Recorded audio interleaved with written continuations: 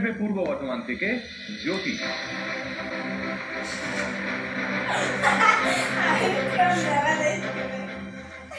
জ্যোতির সাজ পোশাক সবকিছু বলে দিচ্ছে। জ্যোতি লোকগান গাইবে, তাই তো? আচ্ছা, তোমাকে জিজ্ঞেস করি, হ্যাঁ, এটা আমি সবাইকে জিজ্ঞেস করা হয়নি, যে লোকগান গাওয়ার জন্য এই পোশাকটাকে কেন বেছে নেয় মানুষ? কি মনে হয় তোমার? আমার মনে হয় যে এই পোশাকটা মানে অন্য পোশাকের থেকে এই পোশাকটা বেশি একটু মানে সৌন্দর্য আনে গানের প্রতি, আমার বাউল গানের প্রতি। তো আমি এটাকে বেছে নিয়েছি তাই জন্য।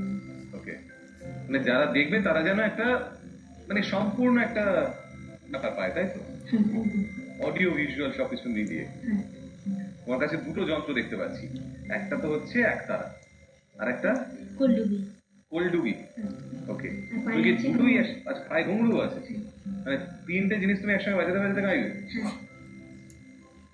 ইন্টারেস্টিং। কোথায় শিখেছো তুমি?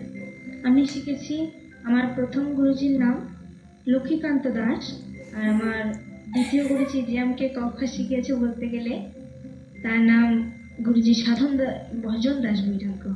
আচ্ছা, সাধন না ভজন?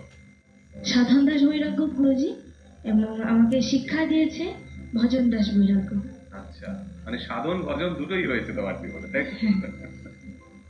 শুধু দা, অন্যান্য গানের মধ্যে লোকগান তোমায় টানে, এটা আমরা দেখেছিও। কোনো গানের ধরন অনুযায়ী যদি জিজ্ঞেস করি, মানে নিজেকে সেভাবে সাজিয়ে তোলার একটা ট্রেন্ড হয়ে দাঁড়িয়েছে, এটাকে তুমি কিভাবে দেখো? দেখো, সবকিছুরই একটা বেশ আছে, তো সেই বেশ অনুযায়ী চলাটাই তো ঠিক। না, আমি ঠিক বলে যাচ্ছি না, আমি বলছি কেমন লাগে তোমার?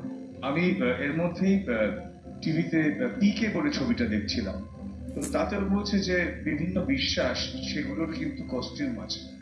মানে যিনি আমাদের বাড়িতে পুজো করতে আসেন, তিনি যদি কোট প্যান্ট পরে আসেন বা ওইটা পরেই পুজো করেন, সেটা একটা ভিজুয়াল জড়িত হবে। কাজেই সেটা এই যে বিশ্বাসটা যে পুজো করা, এই যে বিশ্বাসটা, তার সাথে একটা কস্টিউম রয়েছে। তো এইভাবে সেটা, এটা যদি ধর্ম অনুযায়ী কস্টিউম থাকে, তাহলে গানের বিভিন্ন প্রকার অনুযায়ী তার কস্টিউম থাকবে, এটা খুব স্বাভাবিক, সেটা ফলো করাটাই স্কুল। আবার ব্যতিক্রম হয়। ব্যতিক্রম তো হয়, সেটা নিয়ে আমার বড় দু লাইন রয়েছে। গেরুয়া পড়েছি, আমি বাউল হতে পারলাম কই।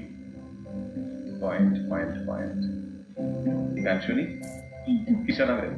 খাঁচার ভিতর আছেন পাখি। শুনি।